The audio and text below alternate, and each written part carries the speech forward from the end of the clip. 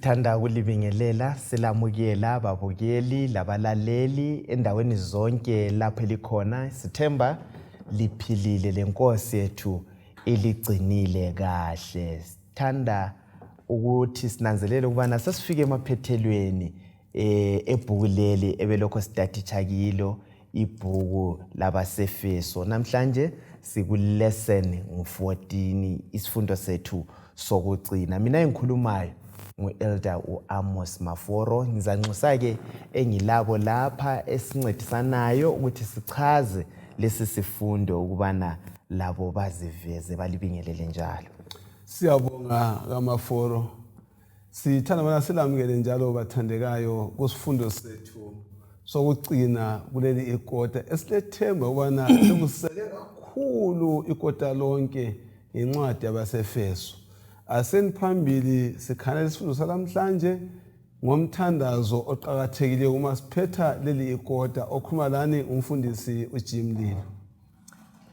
Siyabingelelana bathandekayo ngegama lenkosi yethu Jesu. Sinanzelela umusa kaNkulunkulu okusisusa kusifundo sakuqala kuzofika isifundo sokuphetha namhlanje. Sengathi singafunda sibambisisa intando kaNkulunkulu. Mina ngingumisisi Siboneni Mhlanga. Mahla bezulu, thanda kubana silibingelele lonke ngegama lenkosi yethu Jesu. Sisamukelana kusona lesi sifundo isifundo sokugcina. Okhuluma lani nguKlayino Simaphosa. Sathatha leli thuba ukubana sikhuleke. Asikhuleke nini? Babo sezulwini sithanda ukubonga ithuba elihle ubana sikhulume okunye ngoJesu. Siyabonga ukufunda lona leli bhuku sifika emaphethelweni asona lesi sifundo esikukhulekelayo kakhulu ukuthi umoya engcwele kwangathi ngaba phakathi kwethu kuchaza zona lezi zindaba ekupheleni kwakho konke umthandazo wethu munye ukuthi sibe yingxenye yabazasindiswa kunye lebandla lakho umhlaba wonke. Siyabonga ngenxa kaKristu siyakhuleka. Amen. Amen. Amen. Siyabonga kakhulu zihlobo zami, sibonga ukuthi sesifika emaphethelweni aleli bhuku. Ngithemba sonke kukhona esikutholile sifundile okuthile. Ibhuku labase-Efesu lichiyene lamabhuku amanengi ayibhalwa nguPaul. Wayethi nxa wayelobela ibandla elithile kwesinye isikhathi kugcine kucaca angitsho ukuthi akho relevant kithi namhlanje, but kwesinye isikhathi kugcine kucaca ukuthi ebhalela abantu baseKorinte kwakulohlupho thize ebantwini baseKorinte. Kodwa u-Efeso kakuvezi khona lokho. Libhuku elabhalelwa umuntu wonke. Ama-issues alethayo, indaba azilethayo zindaba ezi-affecta kumbe ezithinta umKristu wonke. Zindaba eziqakatheke kakhulu. Sisacela lapha Maphosa Yikho besithi bona yes ikukhwela phezu kwentaba. kunjalo. Usubona yonke into othanda bona uyibone. Kuleli ncwadi yabase-Efesu yophezu kwentaba usubona izigaba ezehlukeneyo zezifundo ezehlukeneyo eziqondana losindiso lwethu. Amen. Siyabonga mfundisi ukuthi ichaze. Ngicela isibalele i-memory text yethu indiyana okwaziwa ngekhanda bese sichaza ukuthile. Esavula kuthiwa ungakhangela eLondon, abake bayafika khona eLondon. Yeah. Kulelinye ivili elikhulu okuthiwa yi-big wheel lokho esikujayeleyo. Leli vili oligadwayo la lokho libhoda liphakathi khona phana eLondon. Kuthiwa nxa uqansile khona phana uyenelisa ukuthi ubone idolobha laseLondon, izakhiwo eziqakathekileyo ezikhona phana ogoqela Big Ben, ama-Parliament Building lakho konke. iLondon yonke uyayibona nxa uqanse khona laphana. Njengoba kwathinta umfundisi ukuthi lapha ungani phezu kwentaba. Linjalo ibhuku lawo-Efeso lisivezela thina injongo ye-great controversy lalokho umlimo afuna sikuzwisise okuqakathekileyo. Ngisacela Maphosa uqale usibalile u-Efeso 2 ivesi 8 siya ku10. Alright. Ngoba lisindiswe ngomusa ngokukholwa. Njalo lokhu akuveli kini. Kuyisipho sikaNkulunkulu. Verse 9. Hatshi ngemisebenzi ukuze kungabi lozincoma.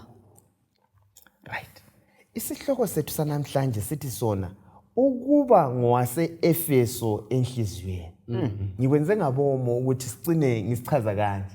Sihlanganise lapha le verse esivela esithanda kuyibala le yokwaziwa indiyana yokwaziwa ngekhanda si-introduce lapha. Kuyini esikutholayo izihlobo ezithandekayo? Nxa sinanzelela lapha umpostoli uPaul uthi yena uba ngowase-Efesu enhliziyweni. Uthe ngikhangela imbali nxa iloba lona leli bhuku uliloba ngo-AD 62. Okungithinta kakhulu umpostoli Paul usenkantolo. Kodwa ngenhliziyo Mrs. Mhlanga ukuthi ukuba ngowase-Efesu enhliziyweni ngezinye indlela uPaul echisekela ibandla. So kubuya kithi la namhlanje ukuthi sibe ngamalungu ebandla ezinhliziyweni ukuthi sichisekele amanye amalungu ebandla. Okay.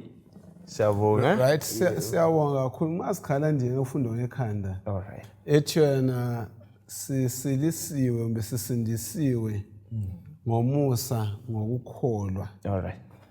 Lokhu kakuveli ubani kithi. Kusobala ukuthi okusindiswa ngokwakho kasomandla ami licebo likaMdali. Nxa usiyafika uvese ka10 ithi yana ngoba ngumsebenzi wakhe kuKristu Jesu sadalelwa. Nxa thina sadalelwa kusobala ukuthi uthe usiyadalwa vele umusa lo sukulindele. Yes. Siyabonga kakhulu mfundisi ukuthi ukulethe ngayena le ndlela. Yebo Mhlo. No, bemfisa ukuthi sigcizelele ukuthi abe sesithi akusikho kwemsebenzi. Kule nkolo eziningi kakhulu esigudlana lazo ezifundisa ukuthi umuntu kulolutho okumele ukuthi alwenze kumbe azenze lona ukuze azuze ukusindiswa.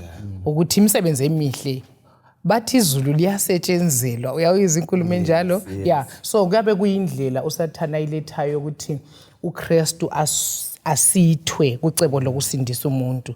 Kodwa i-memory text sinika khona lokho ukuthi akulalutho umuntu akade engalwenza ngoba nxa bekunjalo then uKristu felize. So uKristu wafa ukuthi thina sisindiswe kungela lutho esingazenzela lona. Sibuyela njalo lokho uqale ngakho. Usethi ukuthi wafa okuveza ukuthi le into asiyonto ephongwezala khonapho kunjalo. Asiyonto omyuthana afterthought ukuthi njena sokwenzakala sokuthi ngenze kanje. So nxa sikhangela ke yona lindaba sisukela lapho osibethele khona ngevili leliyana oliqambileyo. Kwenza kube sobala ukuthi lincwadi yabhalelwa abantu bonke kunjalo. Izizwe zonke. Uthi yena umlobi ifohlela izolo izifika empilweni yalamhlanje lapho esikhona kathesi emhlabeni wethu lemicabangweni yethu lapho esikhona. So kuzaqakatheka ukubana nxa sisiya phambili lesi sifundo sikhangele ukuthi isigaba sinye ngasinye yiphi into elola ihluze lempilo yami ingikhulise kukholweni. Siyabonga kakhulu. Sesiyaqhubeka sike sikhangele ngesigaba kulama chapters angu6 nje kuphela kuEfesu. Sizazama ukugijima khona lapho siwachaza kodwa kunye okungithathekisayo indaba yokuziphakamisa. Uthi yena konke lokho kuyisipho angithi phela sifuna abantu baziphakamise. Uyabona nxa usenza ulutho nxa kungolwenzileyo uyaziphakamisa kodwa indaba leyo sindiswa akudingeki awulala sizathu sokuthi uyaziphakamisa ngani ngoba ayisiso senzo sakho. Sizakhangela lapha kuEfeso 1. Kade sike sikhangele uEfeso lapha ibhuku chapter 1. Sikhangelele uverse ngo3 kusiya ku6. Udumo kalube kuNkulunkulu uyise wenkosi yethu uJesu Kristu osibusise ebukhosini basezulwini ngezibusiso zonke zakomoya kuKristu ngoba wasikhetha kuye umhlaba ungakadalwa ukuba sibe ngcwele singela sici ebusweni bakhe ngothando wasimisela ukuba senziwe amadodana akhe ngoKristu. Ungakhangela uchapter 1 kulezinto eziningi. Kuyini okusithathekisayo okulaphana? Kuyini okuthathekisayo ikakhulu izinto esingathi ngama landmarks alethwa nguPaul avezayo amaqiniso avezayo ngoKristu? Mina ngithathekiswa into eyodwa yokuqala ukuthi sakhethwa. Alright. Sakhethwa ngoKristu ngaphambi kokudatshulwa komhlaba. Okuveza sobala bana sibusisekile kuNkulunkulu. Okuveza sobala bana icebo lokusisindisa lamiswa kade lumhlaba kanjani ungakabi khona. uKristu wahlomisa bana lelo cebo eseze lapha isono sesingenile laqasibana lisebenze. Lelo cebo izakupheliswa ekupheleni kwesikhathi ekuzeni kwenkosi.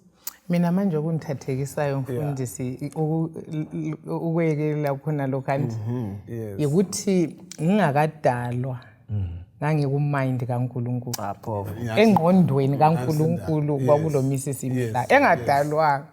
So yikho kungiqinisayo futhi lokuthi nxa impilo ingana iyabheda ichisa isiba buhlungu khona lokho kuyangiqinisa ukuthi ngavele ngaba sengqondweni kaNkulunkulu ngingakafuni. So yiluthando lolo olusigcina simangele. uJohane ethi yiluthando lolu ukuthi sathandwa uNkulunkulu singakamazi. Alright. Mina okungithathekisayo singananzelela uverse 5 lapha ukubana wasimisela ukuba senziwe amadodana akhe ngoJesu. So ngezinye indlela lalo wasonke sasingesibantu. But ngenxa kaKristu sonke siyasondezwa eduze. Okunye lapha ngingananzelela even uverse 7 iveze ukuhlengwa kwethu. Ukuthi sahlengwa thina ngegazi likabani? LikaKristu. Yikho kunithintileyo lapha. Nanzi izipho esizinikezwayo kuKristu. Usethintile lapha sayafika la kuverse 7. Kuyini esikutholayo usibalele uverse 8? Uverse 8. Uverse 8 uthi yena awuthululele phezu kwethu nenhlakanipho yonke langokuqedisisa. Ngehlela ku9.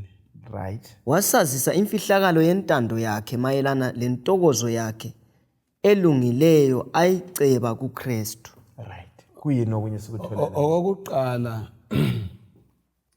usibisela kusihloko salamhlanje. Abase-Efesu Ngenhliziyweni. Yeah. Lokuvula kwalesi sifundo ivili leliyana oba sesiqongweni. Nxa ukhala uchapter ka1 uhlubone uhluzingene esiqongweni sokubona icebo losindiso lonke. Bese kusivezela imfihlakalo eka verse 9.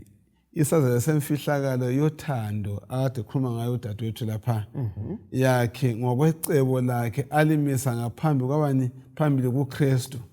Imfihlakalo le imfihlakalo yokufa kwaJesu Kristu sesifela thina. Indlela asithande ngayo ngizaboleka amazwi akhe. Indlela aba lami engqondweni zakhe ngizamulanda amagama lawana. Singakalokho imfihlakalo esabekayo. Kathesi ke kuyagcwaliseka kule nxa sifunda amavesi la ukuthi kathesi sesiqongweni sesibona okwenzakala singakadalwa.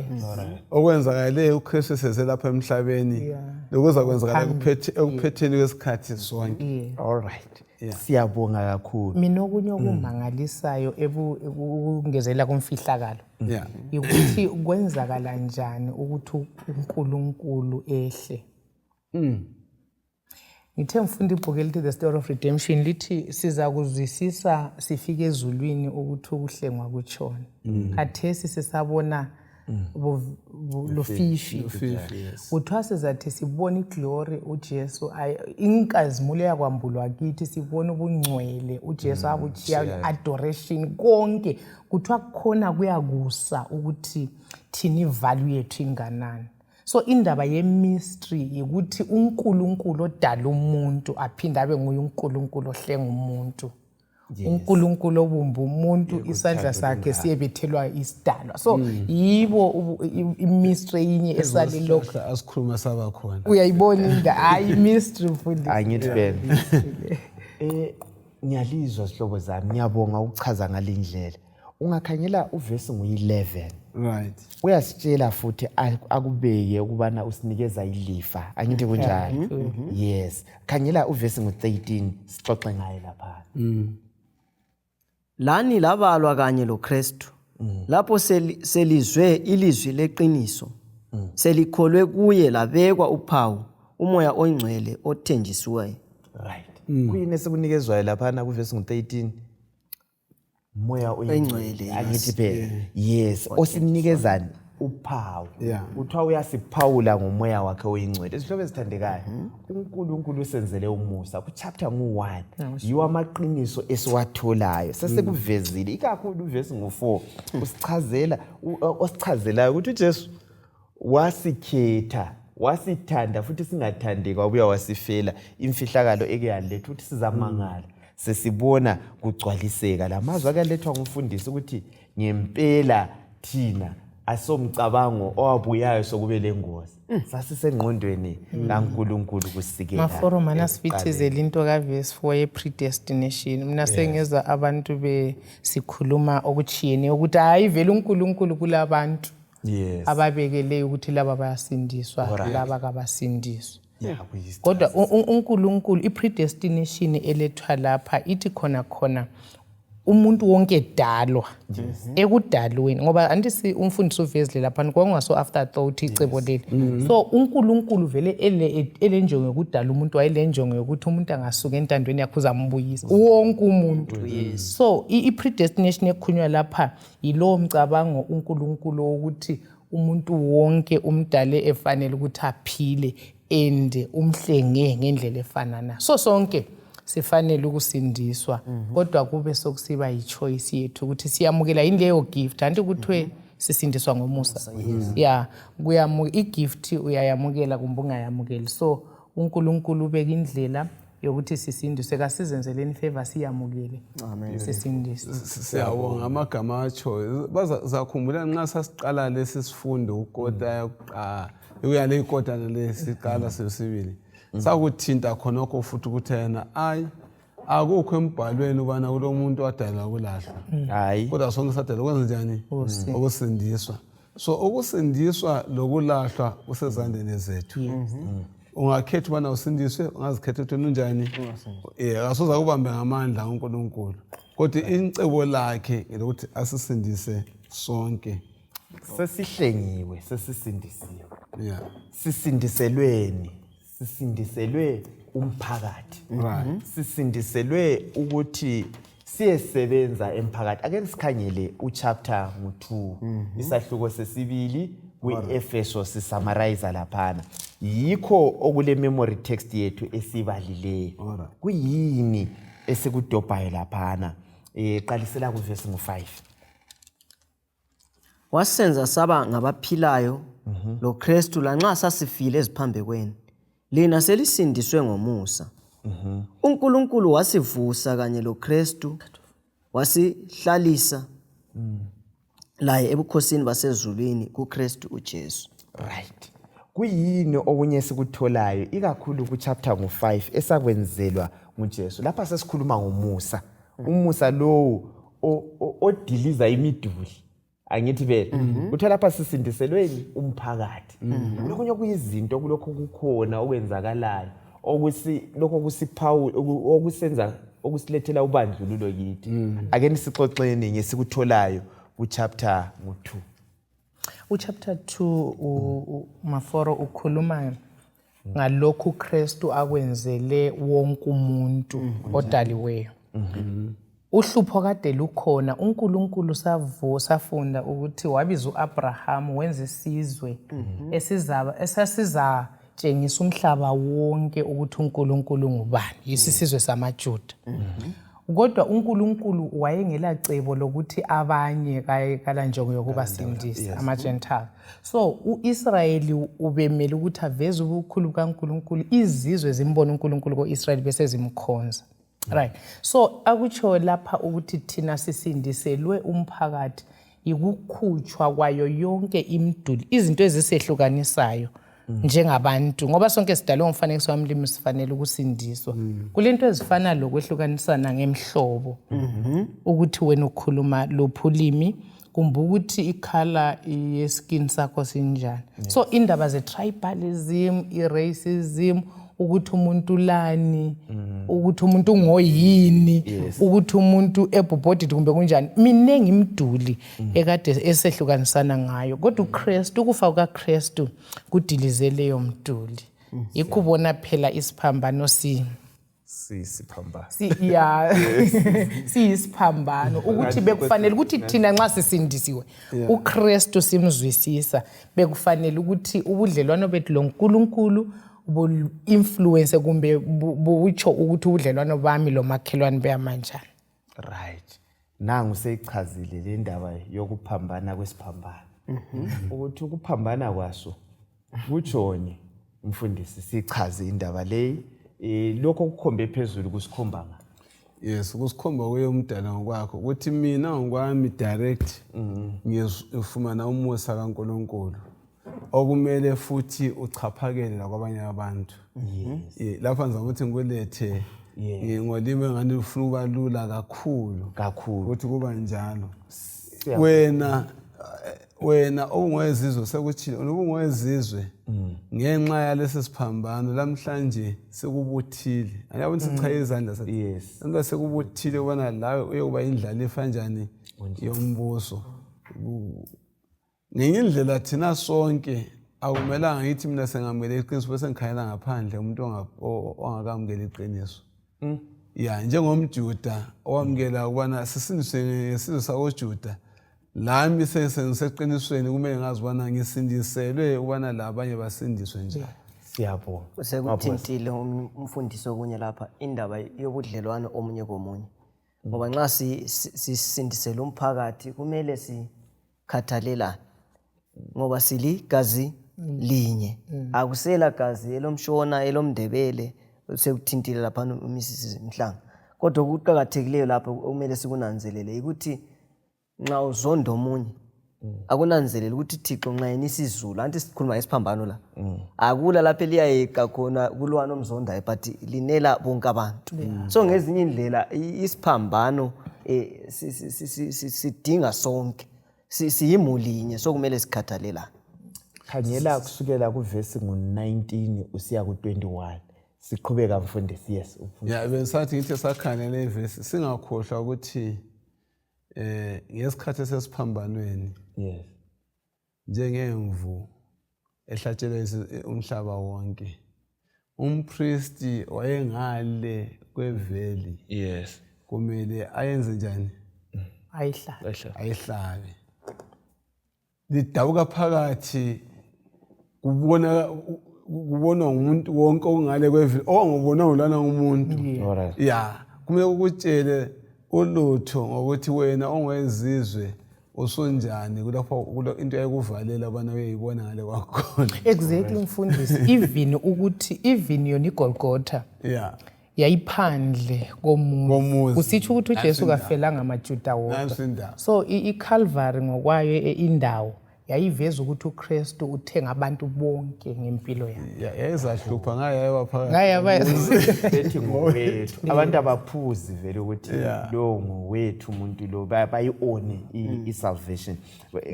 Ngicela usibalele amavesi lana sigoqele indaba. Uvesi 19 uthi ngakho ugcine ku-22.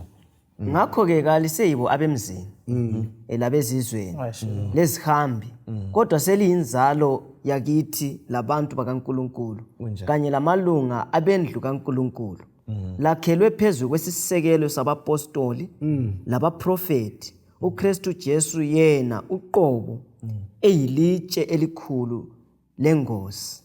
Indlu yonke ihlanganiselwe kuye ikhule ukuba litempeli elingcwele enkosini. Lani futhi lakhelwe ndawonye kuye ukuze libe indawo yokuhlala uNkulunkulu ahlala kuye ngomoya wakhe. Siyabonga. Nanka amavesi la sesivezelwe kunye sikuvezelwayo ukubana uKristu usenza sibe ngamalungu omndeni wakhe.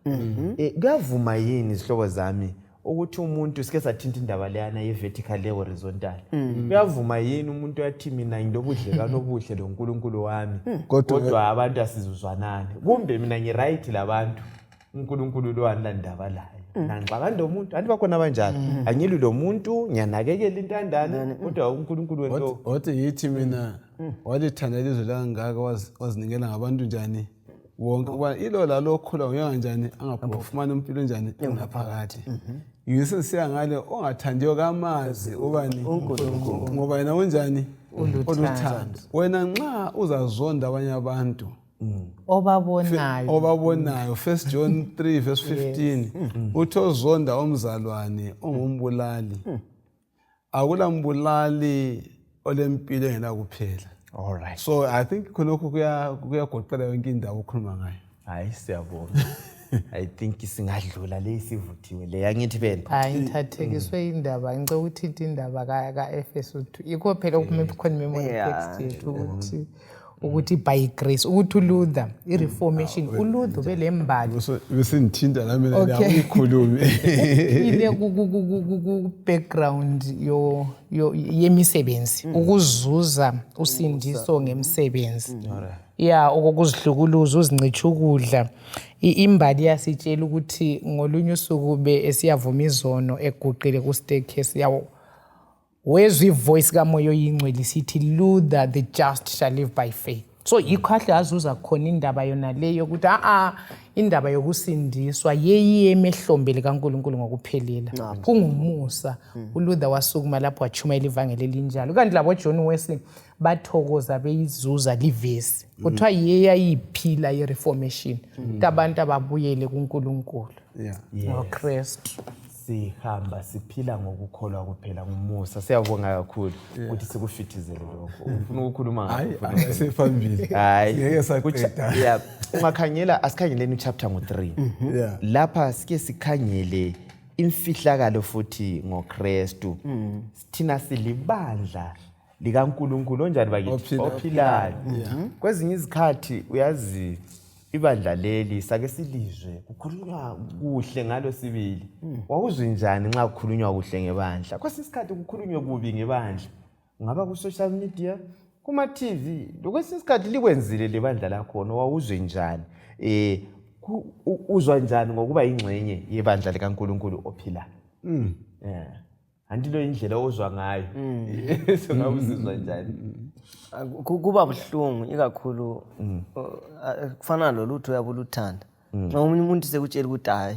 lokhu okuthandayo kubi kuba buhlungu so mina ngokuzwisa kwami ibandla likaThixo nxa abanye sebelithatha ngenye indlela kumphatha ngenye indlela engekho nhle kuyangizwisa ubuhlungu mina maforo ngizwa okungithathekisa kakhulu ukuthi ibandla likaThixo libutha zonke ngalandaba alanketha betha kule ndawo phela okungangenwa khona ya kuthi ukuthi ukuze ube lapha nanko kudingakalayo but lapha bonke abamamukelayo bazuza amandla ukuthi kuthiwa amadodana lamadodakazi ombuso akulandaba ufundile kumbe awufundanga uswele kumbe awuswelanga ugogekile kumbe so ibandla likaNkuluNkulu mina kungithokozisayo ukuthi liya accommodate wonke umuntu lingiphi indawo yokuba khona lo makhelwane wami esingafananiyo kule ndawo elinganayo. Beautiful. Ukhanyela uverse ngo9 kuthiwa icebo leli lenzwa mbani sibalele chapter 2 verse 9 verse 9 njalo ngikubeke obala ukuphatha kwami imfihlakalo le eyayifihliwe kweminyaka eminengi edluleyo kuNkulunkulu owadala izinto zonke. Anti yayizindaba le kwakuyimfihlakalo ebandla ukhayela uverse 11 futhi khona pha kwasesini ngokumayelana lenhloso yakhe engulaphakade ayiveza kuKristu uJesu inkosi yethu. Right. Kuthiwa wakugcina uJesu kufihlakala angithi phela wasekuveza angithi phela iplani le yayikhona sike sathi try so afterthought ukuthi kube lebandla ayisikuthi into yapho nguJuwa yamjuma uNkulunkulu wakuhlela waphuma la ukwathi ukhuluma mhlobo wami wathi ukuthi uJehova wahlela ukuthi sokonakele kanje abantu bakusindiswa kanjani ngizakwenza njani angithi phela wakuhlela kwacaca so indaba yebandla iqhakatheke kakhulu lokunye uqhakathekileyo ukuthi ibandla ngelikabani ngelikaNkulunkulu ophilayo ngoba abanye uNkulunkulu bafile so ngeyindlela kumele angasithandabuze hayi ungazithandabuzi lapho khona yes futhi la lokho okwamukele ungakuthandabuza uthathe njengento evele izolo ngokuzwa umchumayela yes le into indala yikho lokho kusifisela phezulu kwevili lethu leliyana le into indala imfihlalo kaJehova esukela khona le endulo yes ingxenye yakho ngeyani bala uverse 7 siya ku8 yeah ule ngxenye omele uyenze ebandleni lona leli uthi uPaul uPaul uthi mina ngaba yinceku yevangeli leli ngesipho somsa kaNkulunkulu engasiphiwa ngokusebenza kwamandla akhe lanxa ngimncane kulabancane bonke babantu bakaNkulunkulu umusa lo ngawunikwa ukuba ngichumayele kwabezizweni inotho kaKristu engacubungulekiyo. ingxenye yethu ngiyokuthi senzene ebandleni le Ingxenye yethu ngiyokuthi sichumayele. yes so ndlalifa yombuso ungenzi njani ungabulali asivuyeni sichumayele sihambise indaba lezi ezimnandi ekugcineni kwakho konke uJehova uloyisa ukuthi baluvese ngo10 uloyisani kuvese ngo10 lapha Verse 10 injongo yakhe yayikuthi khathesi ngebandla ukuhlakanipha okukhulu kukaNkulunkulu kwaziswe ababusi labaphathi emibusweni yasezulwini. right sithola ndapha esokufumanayo lapha ukuthi uNkulunkulu kulokho uhlanganisa zonke izinto kuye Yohana sesichile ukuthi izulu bengwezizwe kodwa ngokwamukela uKristu lami sengumele sengiyingxenye indaba yombuso so kumele ngihambise yini ivangeli sanxa sisiya ku verse 9-10 kakhulu uthi ngokuhlakanipha kaNkulunkulu amandla wonke asezulwini indawana zonke lezi zinto ke uNkulunkulu uzibutha zibe ngaphansi kanjani kwamandla akhe awodwa so thina sonke sibayingxenye yakhe kulesi sigaba yeah siyabonga kakhulu I think kuyacaca ipurpose yebandla likaNkulunkulu angithi phela sibe yingxenye yebandla lona lisiphatheke injongo yethu sike sakuthinta kuviki edluleyo ukuthi ukuhambisa ivangeli sinqobe abanengi basindiswe kulomzila oqhakathekileyo lapha enguchile nxa uNkulunkulu edinga nasibuthe sonke sibe munye laye umzila lapha umaluba wethu ekota lamhlanje uthi yena ngokwazi ukuthi isikhathi sifitshane ngokwazi ngale kusambulo lo sathane uyakwazi isikhathi sinjani sifitshane kangakanani thina okumele sisindiswe siyazisa yini ubana isikhathi sifitshane kumbe nasiphila sengani hayi isikhathi sasesiningi uyabona into ilethayo maphosa nxa ukwazi ukuthi into isikhathi sifitshane sokuthi ukuthi wenze njani sokumele usebenze ukhangisisa ngithi phela ungalali ungozeli siyabonga kakhulu asikhangeleni uchapter 4 sisummarize lapha ukumanyana ekholweni ukholo lube lunye inkolo kanti vele zingaki lapha sifuna ke sikhangele lapha kulabo 111 sike sabathinta kuzifundo zadlulayo yes ukuthi lapha uPaul ukuletha kucace imbalela lapha uchapter 4 iverse ngo4 lo usiya ku6 kulomzimba munye lomoya munye njengalokhu labizelwa ethembeni linye ekubizweni kwenu inkosi yinye lokholo lunye umbhaphathizo munye uNkulunkulu munye uyise wabo bonke ophezulu kwabo bonke ongabo bonke njalo okubo bonke. Hey madoda nanku ke kuyini esikutholayo kuma verse la ikakhulu sikhangela ukumanyana kumbe ubunye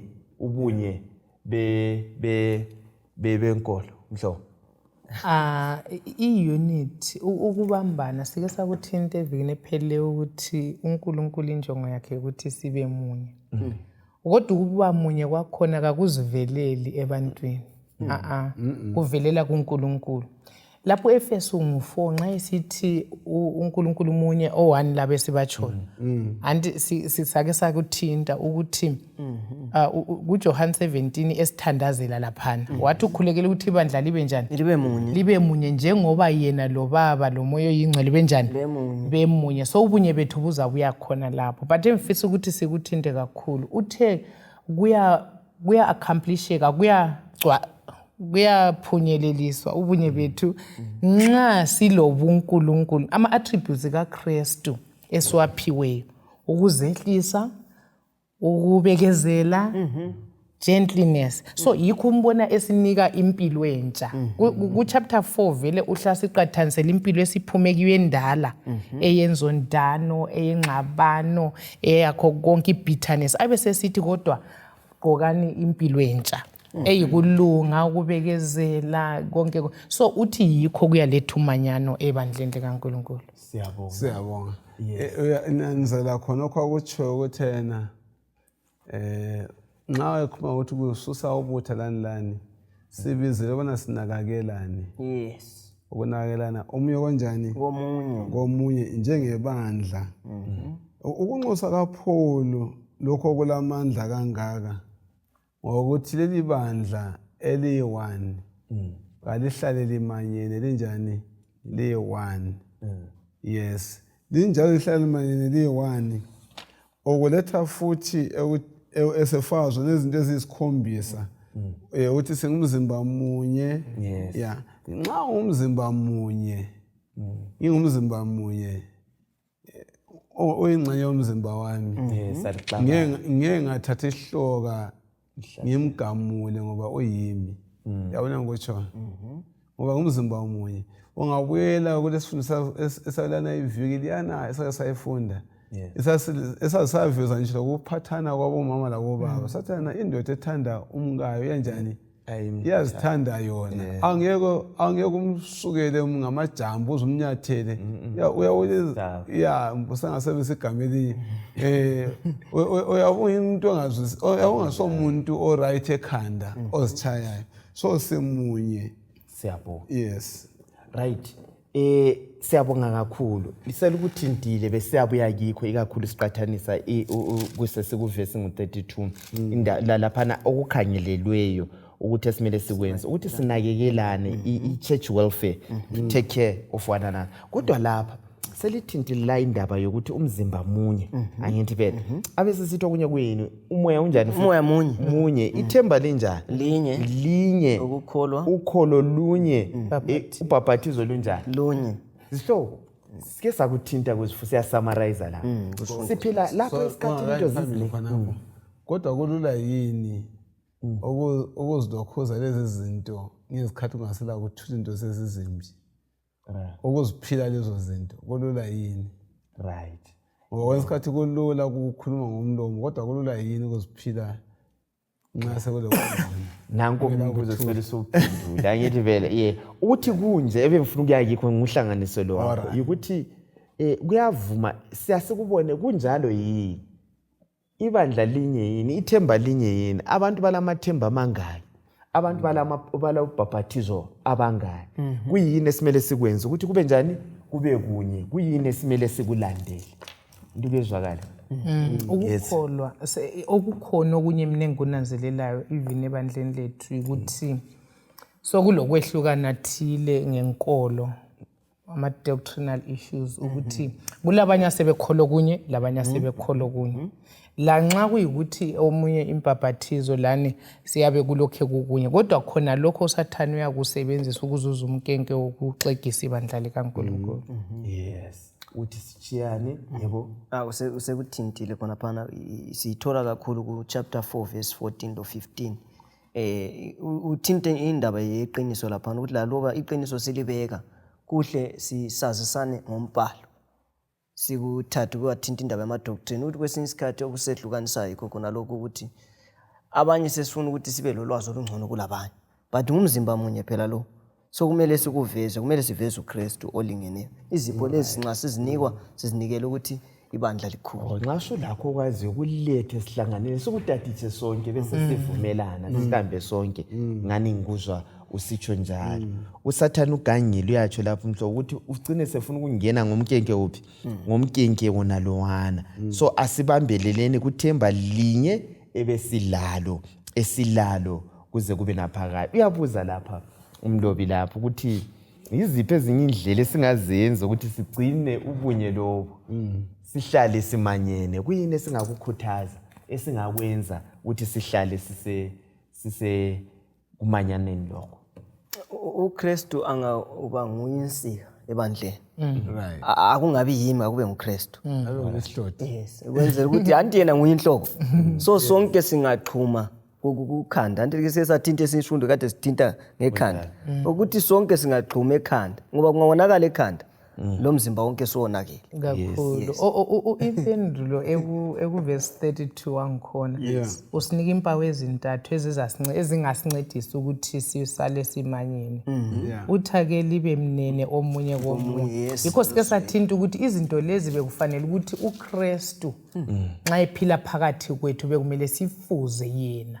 So uthi lina ubani mnene omunye komunye libe tender. Ukuba tender ekuba njani?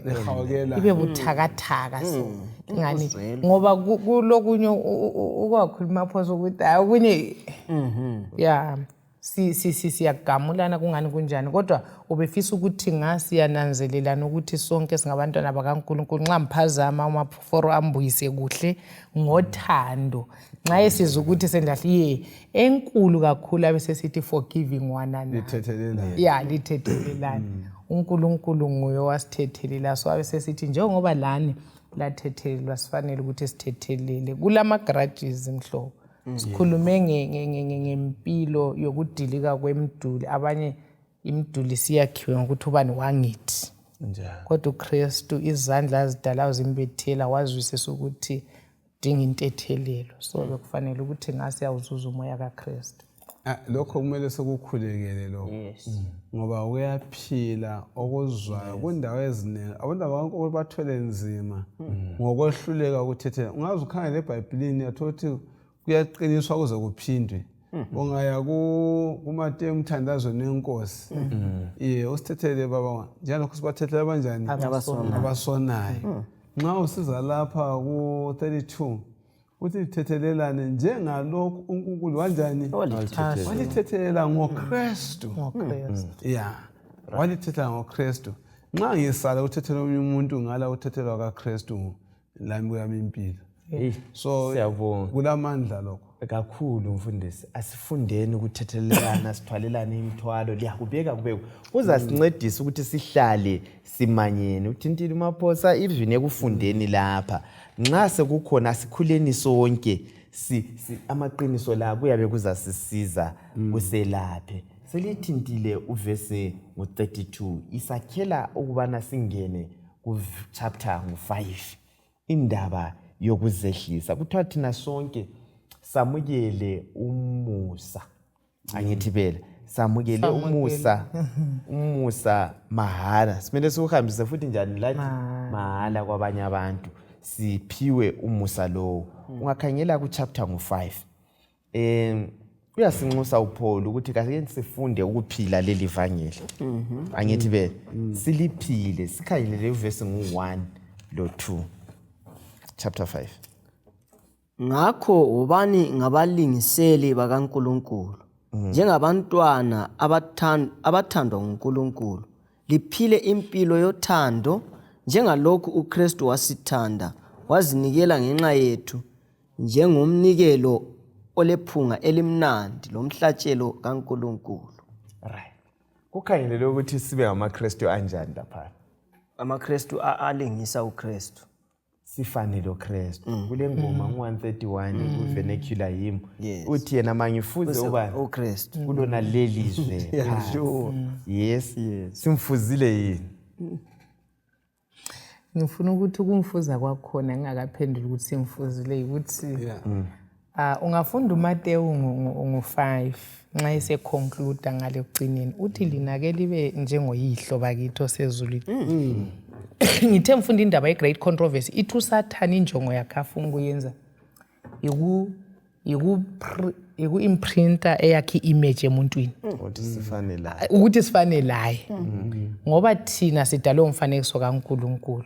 So lokhu kusitshengisa ukuthi ilokhu uNkulunkulu asenzele khona ngoJesu afuna sibe yikho khona. So uNkulunkulu ufuna ukusibisela ekufaneni la, yikho sithi sifanele ukufuza uNkulunkulu othi yena uNkulunkulu uthanda unconditionally futhi uthanda engakhethi impartially, ukakhethi. Yikho kuthiwa unisela izulu ababi labalungileyo, uyabapha impilo, abe sesithi be ye perfect njengobaba osezulwini. So lapha impilo esiyibizelwayo impilo efana loNkulunkulu njengokwasekuqaleni.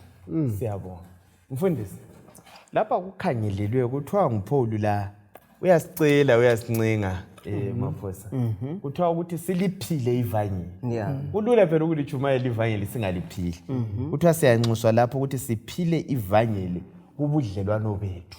Yes. Kule ndatshana ubaba kuthiwa wathi echumayela lapha, echumayela ku divine service mfundisi, umama wathi hayi wabonakala ephuma egijima. Umama esiyathatha impahla zakhe uyalazwa ichurch. Wathi hayi ubaba engimbone ichurch la. Kanti ususiya ngale mpaka sesiyahlala ichurch lo baba nga ichurch. Ngoba lokho ayikho khona nxa ichumayela ayisikho ayikho khona endlini. Unxuso mfundisi ukuthi sikuphila ngazi ungachaza kuyini okwenza singaphili ivangeli leli silichumayela. Lapho esekudingayo kakhulu kulesi sifundo kumbe kulesi sigaba yokuthi sikwazi ukuphathana ongubhudi ngubhudi kuwe, ongusisi ngusisi kuwe. Ukuqakathekisana empilweni yikudla odinga uNkulunkulu. Nxa thina sifumana simlungisele uNkulunkulu, ayinto nguJesu Kristu ongumdali wethu kodwa ungubhudi wethu. Uyawubona umahluko omkhulu kakhulu. So sinikwa leso sixwayiso bana siphathane, sikhulise instead treasuring, sikhulise abanye, sibenza amagugu kithi kulathi. Singafika lapho sizehlisa khona ngaleyo mumo okuyokunene okusoza zingena endaweni yakho. Yes. Chapter 5 ulezixwayiso eziningi. Sike sadlula yizo kuzifundo lezana ezezimula ngithi phela ngathi uthelisa abantwana lihloniphane lizehlise omunye komunye hamba ngothando lithanda kuba yithinto ukuthi ubaba ohlukumeza umama kubanyamanye uyabe yazihlukumeza kuthi ukuthi uyabe ungakwananga ngithi phela. Yes, iziphi ezinye izifundo esizitholayo ku chapter 5? Siqhibala. Yes. Okuthintwe kakhulu anti ukuthi wakuthinta lapho ukuzehlisa. Lo kuthiwa ukuthinta indaba yokulingisa. Ukulingisa uKristu kumbe ukufanana loKristu kuthatha mina futhi ukuthi ngehle. Ngiphakamisa abanye abazalwane kumbe kusechurch khona phana kuthatha ukuthi nxa umaforo ngayenza olunye ulutho elder wami lapha ngithi and umlimo kusebenzisile to appreciate ukuthi umlimo ngezinye indlela uyabe kuphathisa but khona lokho kithi kunzima ukuthi sikuphile. Right. Okunye lokho utshoyo bathi ukuhlenga isikhathi. Alright. Ukuhlenga isikhathi ngokubonga uNkulunkulu nguye uqakathele sifuna lapha ngenxa yothando lwakhe. Okunye sokuchilo sofumana lapha Ephesians 5:21 lizehlisa umyoko omunye thobelana umyoko omunye. Emakhaya lingabaza inkunzi lobabili ubaba lomama abe inkunzi lami ibe inkunzi umuzi wangikhona uyachitheka. Kodwa uzuhlale ulokhuzile ubambeki uqinile. Amavesi alandelayo ubana besifazana lizehlisa ngaphansi kwabomkenu ngoba indoda inhloko yomfazi. Ngimi personally ngifunda amandla okuhlonipha umama kamhloniphe ubaba.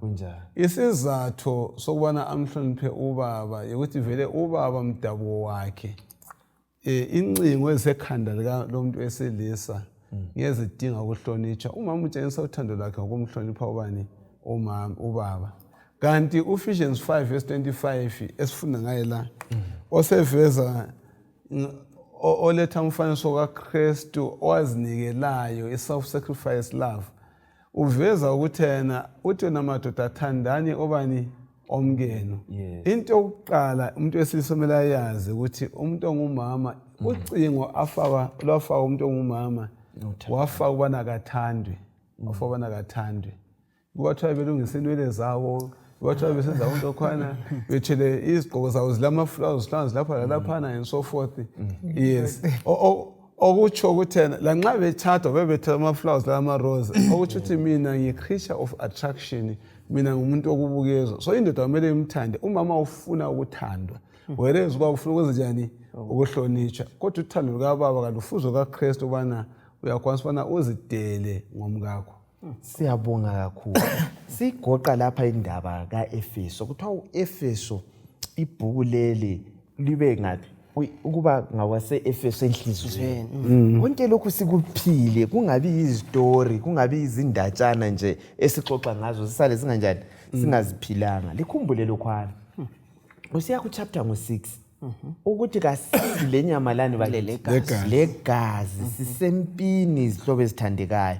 Nxa uqalisa khona phana ku chapter ngo-6 ivesi ngu-1 usiya ku-4 uyaqala abantwana abahloniphe ini abazali abesekhuluma ngezinceku futhi lazo ukuthi zizehlise lathi thina abalezinceku zakhona sibaphathe kuhle.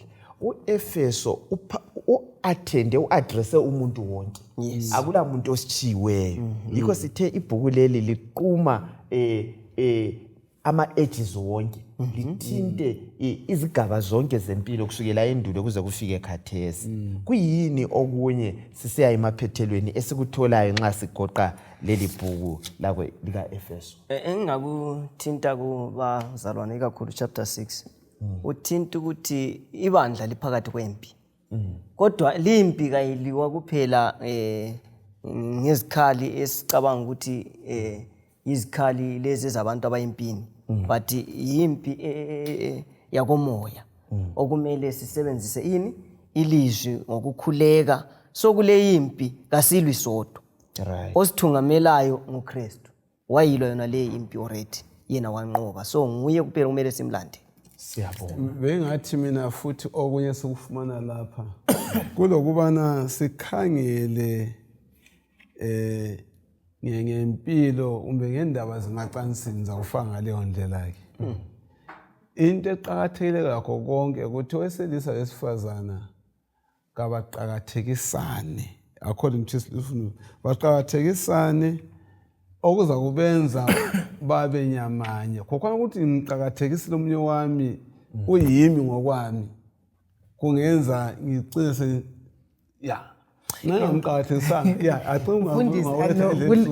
lingikhumbuza omunye umuntu wakhuluma like lathinta even into yothando. Yes.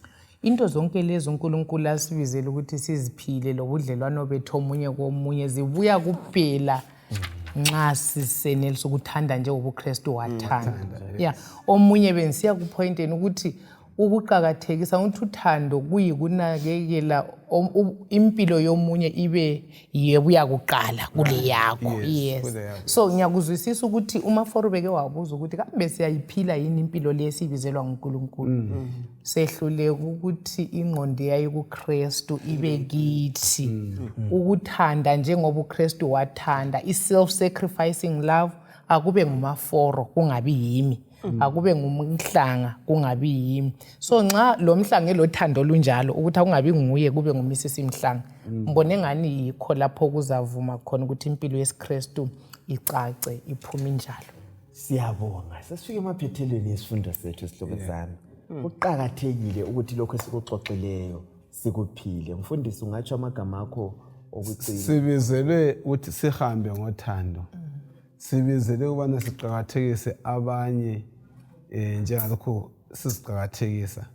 Sibizelwe ukubana sikhumbule ukuthi sathandwa izizwe zomhlaba zingakanjani zingakabi khona. Sisesiqongweni lokho sisentabeni sibona umusa kaNkulunkulu asenzela wona singakadatshulanga ngaphansi kwelanga.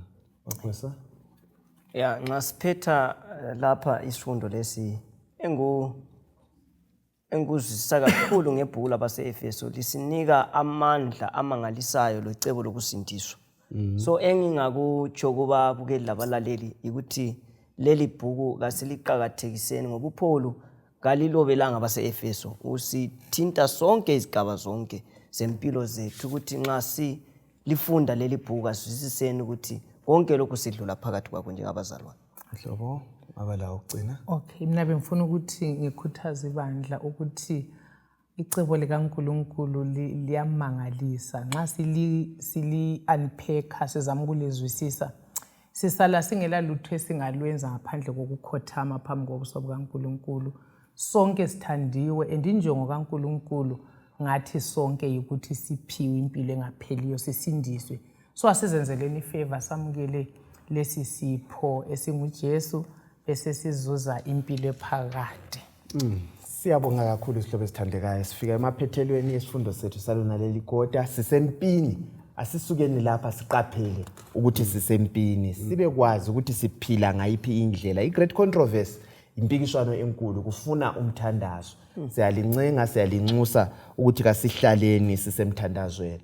Asihlanganeni kuviki ezayo sesingena kukota elitsha lapho esiyabe sikhuluma khona ngothumo lukaNkulunkulu, uthumo lwami. Asambeni siyetaticha sihlobo esithandekayo, sibuyeni sesixoxa asibunandi bokutaticha uxoxe lawe ulapho okokuphakulula ukuthi okuzwileyo lokho, ngoba uNkulunkulu ekhulumisana lathi ngendlela ezitshiyeneyo. Sisacela umfundisi umlilo asikhulekele. Baba wethu othandekayo sezulwini lalapha emhlabeni, sengule phezulu kwalesi sifundo. Sicela Nkosi sibe siyaqumba izimpilo zethu, wana sigebhe sisiya phambili sizwisise indaba yaseFesu esivezela kasobala indlela osithande ngayo waze wazinikela eCalvary, indlela odemona usibuthe ngayo wana sibe munye, sibe imuli yinye ezaba khona ekhaya ezulwini. Sisize Nkosi sithandane, sisize Nkosi senze intando yakho, sisize Nkosi sikuphilele emhlabeni wesono egameni lakho ngiyakhuleka. Amen. Amen.